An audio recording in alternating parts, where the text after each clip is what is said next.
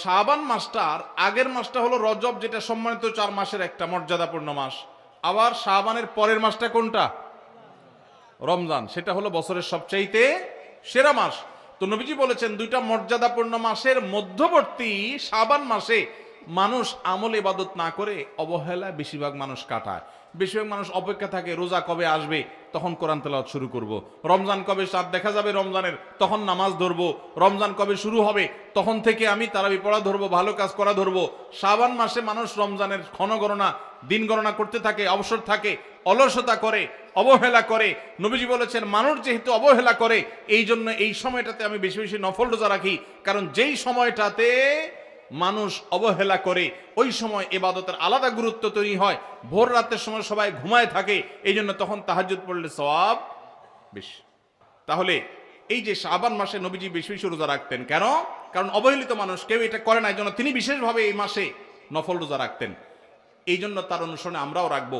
দ্বিতীয় কারণ তিনি বলেছেন কেন তিনি এই মাসে বেশি রোজা রাখেন, ওই যে উসামা ইবনে যায়েদ রাদিয়াল্লাহু আনহুকে দুইটা কারণ বলেছেন। এর মধ্যে একটা হলো শাবান মাসটাতে মানুষ অবহেলিতা করে, আমল ইবাদত একটু কম করে, কারণ রমজান আসবে আসবে বলে অপেক্ষা করে।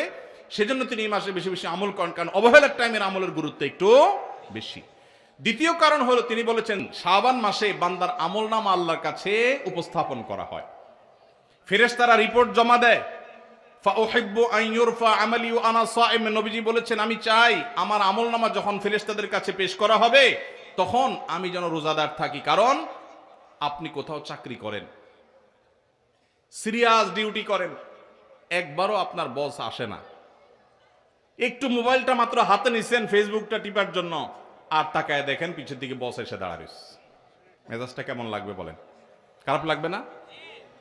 আর আপনি অন্য সময় যাই করেন না করেন খুব সিরিয়াস মুডে কাজ করতেছেন, পিছনে তাকায় দেখেন মালিক এসে দাঁড়ায়।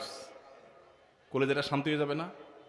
যাক মাশাআল্লাহ, এই বেচারা এসে আমরা যখন কাজে দেখবে বলবে বাবা খুব ভালো মানুষ, তো বেতন বাড়বে, তাই না? নবীজি সাল্লাল্লাহু আলাইহি সাল্লাম বলছেন যে আমি শাবান মাসে বেশি বেশি নফল রোজা এই জন্য রাখি, ফেরেশতারা আমার সারা বছরের আমলনামা আল্লাহর কাছে রিপোর্ট জমা দেন, সারা বছর কি করেছি না করেছি তার সব হিসাব জমা দেন। আল্লাহ যখন আমার হিসাবের প্রতি মনোনিবেশ করেন, ওই অবস্থায় যদি আল্লাহ সুবহানাহু ওয়া তাআলা তিনি দেখতে পান যে তার বান্দা আমি রোজা আছি, তাহলে আল্লাহ একটু অনুগ্রহ করবেন। এই জন্য আমি এই মাসে রোজা রাখি। তাহলে নবীজি সাল্লাল্লাহু আলাইহি সাল্লাম শাবান মাসে রোজা দুইটা কারণ পাওয়া গেল। এক তো হলো গাফলতির সময় সেজন্য তিনি রোজা রাখতেন, দ্বিতীয়ত হলো এই মাসে বান্দার আমলনামা পেশ হয় সেজন্য তিনি রোজা রাখতেন। এই দুই কারণ আমাদের বেলায়ও আছে না নাই? তাহলে আমাদের রোজা রাখা উচিত না উচিত না? চেষ্টা করবো তো ইনশাআল্লাহ। ভাইরা আমার, একটা প্রশ্ন আপনাদের মনে হইতে পারে, সেটা হলো আমরা তো শুনছি মানুষের আমলনামা সকালে বিকালে আল্লাহর কাছে জমা হয়, ফেরেশতারা জমা করে, আবার এখন শুনলাম শাবান মাসে জমা হয়, তাহলে দুই রকম হলো যে? এর উত্তর হলো আল্লাহ রাব্বুল আলামিনের কাছে আল্লাহর ফেরেশতারা মানুষের আমলনামাকে 3 ধাপে, 3 স্তরে, 3টা লেয়ারে, 3টা সময়ে আলাদা আলাদা ভাবে উপস্থাপন করে। একটা হলো প্রাত্যহিক রিপোর্ট, প্রাত্যহিক আমলনামা, ডেইলি, প্রতিদিনের আমলনামা সকাল এবং সন্ধ্যায়। সারা রাত আপনি কি করেছেন, ওয়াজ শুনেছেন না গান শুনেছেন, ভালো কাজ করেছেন না মন্দ কাজ করেছেন, সারা রাতে কি করেছেন, প্রত্যেকটা মানুষের হিসাব আল্লাহ রাব্বুল আলামিনের কাছে প্রত্যেকটা ভোরে ওই রাতের ডিউটি থাকা ফেরেশতারা জমা দেন। আবার সারাদিন আমরা যা করি না করি সন্ধ্যায় সারাদিনের ডিউটিতে রত ফেরেশতারা আল্লাহর কাছে জমা দেন। তাহলে বান্দার আমলনামা, বান্দার রিপোর্ট জমা দেওয়া হয় একটা হলো প্রাত্যহিক, প্রতিদিন। সেটা কখন? সকাল এবং সন্ধ্যা। বান্দার আমলনামা জমা দেওয়া হয় আরেকটা লেয়ারে, সেটা হলো প্রত্যেক সপ্তাহে 2 দিন, সোমবার এবং বৃহস্পতিবার। নবীজি সাল্লাল্লাহু আলাইহি ওয়াসাল্লাম যেন সোমবার বৃহস্পতিবার রোজা রাখতেন, কারণ সোমবার এবং বৃহস্পতিবার বান্দার আমলনামা ফেরেশতারা আল্লাহর কাছে পেশ করেন। তাহলে একটা হলো ডেইলি আমলনামা পেশ, সেটা সকাল সন্ধ্যা। একটা হলো সাপ্তাহিক আমলনামা পেশ, সেটা হলো সোম বৃহস্পতি। আর একটা হলো বার্ষিক রিপোর্ট পেশ, সেটা কখন? শাবান মাস। বিভিন্ন অফিসে যারা চাকরি করেন মাসের হিসাব দেওয়া লাগে একরকম, ডেইলির হিসাব দেওয়া লাগে আরেক রকম, বার্ষিক রিপোর্ট দেওয়া লাগে আরেক রকম, আছে না নাই? ঠিক একইভাবে আল্লাহ রাব্বুল আলামিনের কাছে আমাদের আমলনামা পেশ করা হয়। ভাইরা আমার, সেজন্য এই রিপোর্ট জমা দেওয়ার সময়গুলোতে বান্দা বিশেষভাবে আমলে মনোযোগী হবে। এই জন্য নবী সাল্লাল্লাহু আলাইহি সাল্লাম বলেছেন ওয়াসাব্বিহু, আল্লাহ তাআলা বলেছেন কোরআনে কারীমে ওয়াসাব্বিহু বুকরাতাও ওয়া আসীলা, সকাল সন্ধ্যা আল্লাহর তাসবিহ পেশ করো।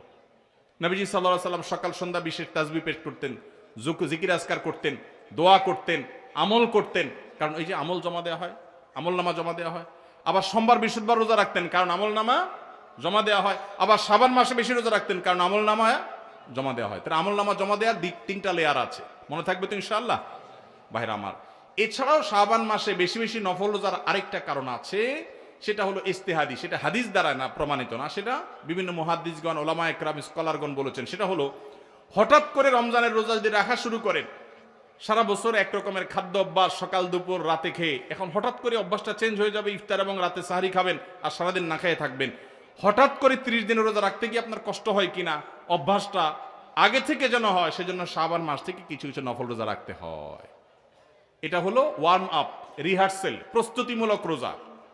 এই জন্য ভাই এই শাবান মাসে বেশি বেশি রোজা রাখবেন তো ইনশাআল্লাহ।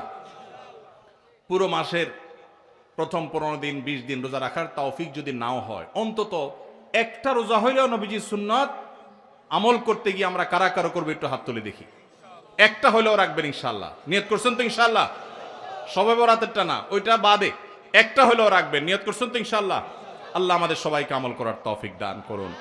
এই আমলটা যদি আপনারা করেন ভাইরা, হারিয়ে গেছে সমাজে, আলোচনা নাই, সেজন্য আমি আলোচনা করলাম। বিলুপ্ত হওয়া আমলগুলোর একটা শাবান মাসে বেশি বেশি নফল রোজা। চর্চা নাই, আমল নাই, আলাপ নাই, মানুষ ভুলে গেছে। আপনারা যে ঘরে ঘরে রাখেন, মানুষ জানবে, সুন্নাহটা জিন্দা হবে, ঘরে ঘরে আমলটা শুরু হবে। আপনি অন্য মানুষকে বলবেন একই কথা, তাকে উদ্বুদ্ধ করবেন, তাহলে নবী সাল্লাল্লাহু আলাইহি সাল্লামের ওই হাদিসের ফজিলত পাবেন। আপনি মৃত সুন্নতকে জিন্দা করলেন, সেই সওয়াবটা পাবেন। চেষ্টা করা যাবে তো ইনশাআল্লাহ। তো এই মাহফিল থেকে আমি সামারি করছি, কথা তো অনেকই বললাম। দুটি জিনিস অন্তত আমরা সবাই সংকল্প করে নিয়ত করে যাব। মা বোনরা যারা শুনছেন, আপনারা যারা শুনছেন, সবাইকে বলছি, একটা হলো আজানের জবাব দেওয়ার কথা বলেছি, আর একটা হলো শাবান মাসে বেশি বেশি নফল রোজা রাখার কথা। 2টা 4টা 6টা ভাইরা আমার, রোজা রাখলে মরে যাবেন না। মনে হয় যে সারাদিন না খায় কেমনে থাকবো। যারা নিয়মিত নফল রোজা রাখেন তারা জান পানির মতো সোজা, কোনো ব্যাপার না, আল্লাহর রহমত। একটু চেষ্টা করলেই হয়, একটু হিম্মত করলেই হয়। চেষ্টা করা যাবে তো ইনশাআল্লাহ, নিয়ত করা যাবে তো ইনশাআল্লাহ। আল্লাহ আমাদের সবাইকে আমলের তৌফিক দান করুন।